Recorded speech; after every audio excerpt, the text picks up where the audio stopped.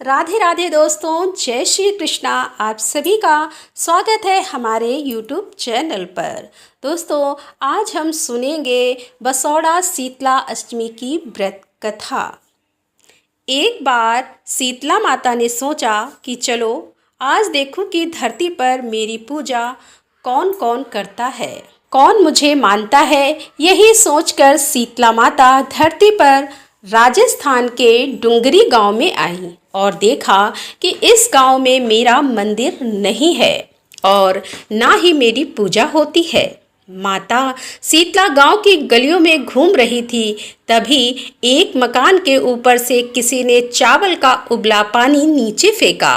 वह उबलता पानी शीतला माता के ऊपर गिरा, जिससे शीतला माता के शरीर में फफोले यानी कि छाले पड़ गए। शीतला माता के पूरे शरीर में जलन होने लगी। शीतला माता गांव में इधर उधर भाग भाग के चिल्लाने लगी कि अरे मैं जल गई, मेरा शरीर तप रहा है, जल रहा है, कोई मेरी सहायता करो। लेकिन उस गांव में किसी ने शीतला माता की सहायता नहीं की। वहीं अपने घर के बाहर एक कुम्हारन महिला बैठी हुई थी। उस कुम्हारन ने देखा कि अरे यह बूढ़ी माई तो बहुत जल गई है, इसके पूरे शरीर में तपन है, इसके पूरे शरीर में फफूले पड़ गए हैं, यह तपन सहन नहीं कर पा रही है।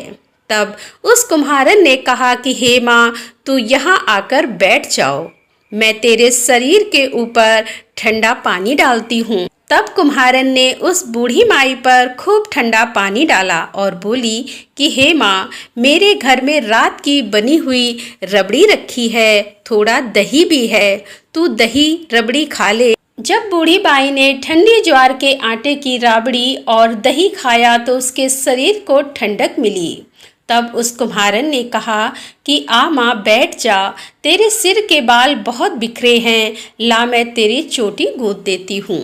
और कुम्हारन माई की चोटी गूंथते हुए कंघी बालों में करती रही। अचानक कुम्हारन की नज़र उस बूढ़ी माई के सिर के पीछे पड़ी तो कुम्हारन ने देखा कि एक आंख बालों के अंदर छुपी हुई है। यह देखकर वह कुम्हारन डर के मारे घबराकर भागने लगी। तभी उस बूढ़ी माई ने कहा कि रुक जा बेटी, तू डर मत, मैं कोई भूत प्रेत नहीं हूँ, मैं तो शीतला देवी हूँ। मैं तो इस धरती पर देखने आई थी कि मुझे कौन मानता है और कौन मेरी पूजा करता है। इतना कहकर माता चार भुजा वाली हीरे जवाहरात के आभूषण पहने हुए, सिर पर स्वर्ण मुकुट धारण किए अपने असली रूप में प्रकट हो गई।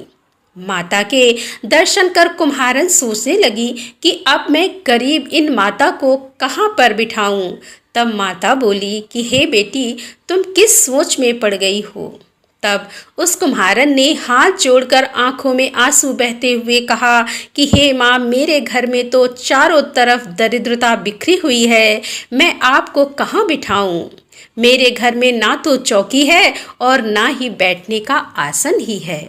तब शीतला माता प्रसन्न होकर उस कुम्हारन के घर पर खड़े हुए गधे पर बैठकर एक हाथ में झाड़ू और दूसरे हाथ में डलिया लेकर उस कुम्हारन के घर की दरिद्रता को झाड़कर डलिया में भरकर फेंक दिया और उस कुम्हारन से कहा कि हे बेटी, मैं तेरी सच्ची भक्ति से प्रसन्न हूँ, अब तुझे जो भी चाहिए मुझसे वरदान मांग लो।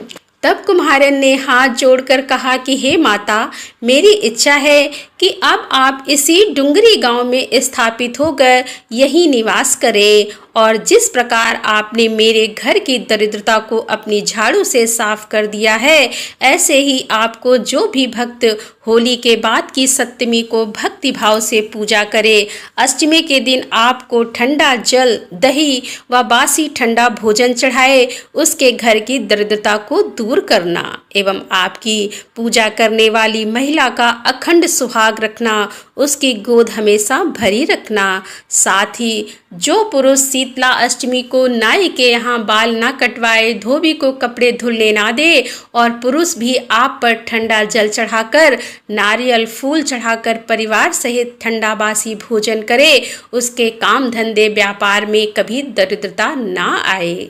तब माता बोली तथास्तु। हे बेटी, जो तूने वरदान मांगे हैं मैं सब तुझे देती हूँ। हे बेटी, तुझे आशीर्वाद देती हूँ कि मेरी पूजा का मुख्य अधिकार इस धरती पर सिर्फ कुम्हार जाति का ही होगा।